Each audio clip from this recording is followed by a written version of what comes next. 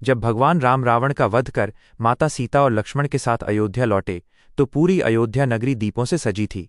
हर गली, हर घर, हर द्वार पर दीपक जल रहे थे। लोग जय श्री राम के नारे लगा रहे थे।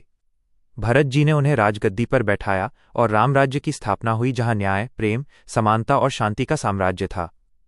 भगवान राम ने राजा बनते ही हर प्रजा का ध्यान रखा। किसी को भूख नहीं, किसी पर अन्याय नहीं। लोग कहते थे, ऐसा शासन पहले कभी नहीं देखा।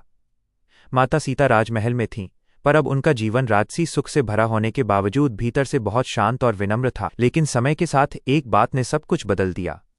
अयोध्या की जनता में कुछ लोगों के मन में सीता माता के लंका में रहने को लेकर शंका उठने लगी।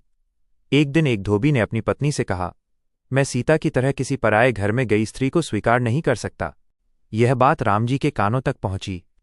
राम, जो एक आदर्श राजा थे, उन्होंने सोचा, यदि प्रजा मेरी पत्नी पर संदेह कर रही है तो मैं न्याय कैसे कर सकता हूं।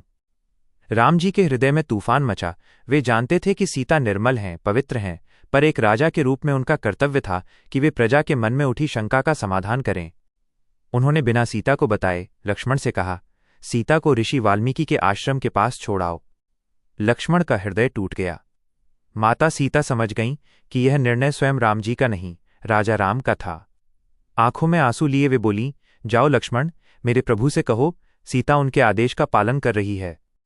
और फिर उन्होंने ऋषि वाल्मीकि के आश्रम में शरण ली। कुछ समय बाद माता सीता ने 2 पुत्रों को जन्म दिया, लव और कुश। ऋषि वाल्मीकि ने दोनों को शास्त्र, धनुर्विद्या और रामायण का ज्ञान दिया।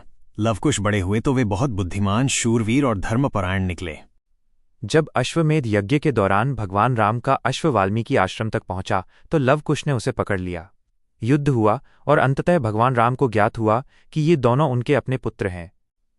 फिर एक बार माता सीता को राजसभा में बुलाया गया।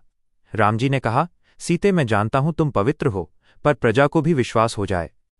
तब माता सीता ने धरती माता से प्रार्थना की, यदि मैं सच्चरित्र और पवित्र हूं तो हे धरती माता, मुझे अपनी गोद में समा लो। और तभी धरती फटी, माता सीता उसमें समा गईं।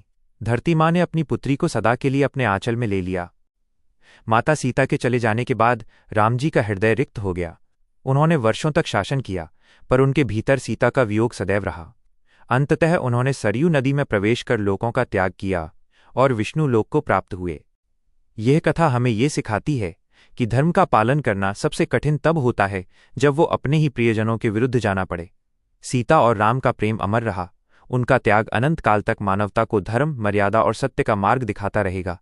अगर कहानी पसंद आई हो तो लाइक कर दीजिए और ऐसी ही और कहानियों के लिए चैनल को सब्सक्राइब जरूर कर लेना।